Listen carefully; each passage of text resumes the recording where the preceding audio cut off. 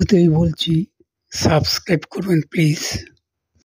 সাপে নেউলে শুনলেই যেন মনে হয় যে এটা বিশাল বড় শত্রুতার বিষয়। সত্যি তাই।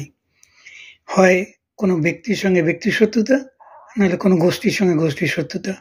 সাপ আর নেউলে, নেউলে অর্থাৎ বেজি, এই দুজনের চিরশত্রু। এদের সহজে দেখা হলে এরা কেউ কাউকে না মারা পর্যন্ত, অর্থাৎ মৃত্যু ছাড়া এদের এই দেখার শেষ হয় না।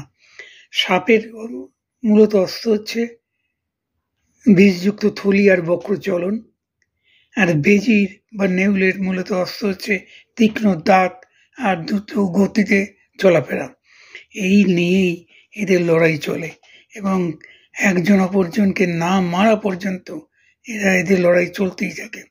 সাপ কখনো ওই বেজিকে ছোবল মেরে তার গায়ে বিষ ঢেলে দেওয়ার চেষ্টা করে, আবার বেজি কোনো রকমের সাপের মুখটা ধরতে পারলেই ব্যাস হয়ে গেল, তাহলে সাপ শেষ।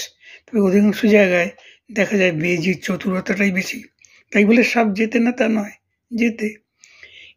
এইরকম একটা অবস্থা, অর্থাৎ তীব্র আগ্রাসী ভূমিকা নিয়ে যে লড়াই এরা করে। আমাদের মানুষের মধ্যেও এইরকম সাপে নেউলের সম্পর্কের বহু লোক আছেন, তীব্র আগ্রাসী ভূমিকায় এমন বৈরিতা সৃষ্টি করে যে বৈরিতার মধ্যে থেকে একে অপরকে নিঃশেষ না করে দিলে তারা শান্তি পায় না। এটাই হচ্ছে সাপে নেউলে সম্পর্কের একটি বিষয়। এটা মারাত্মক খারাপ এই সমাজের জন্য, তার ব্যক্তিগত মানুষের জন্য।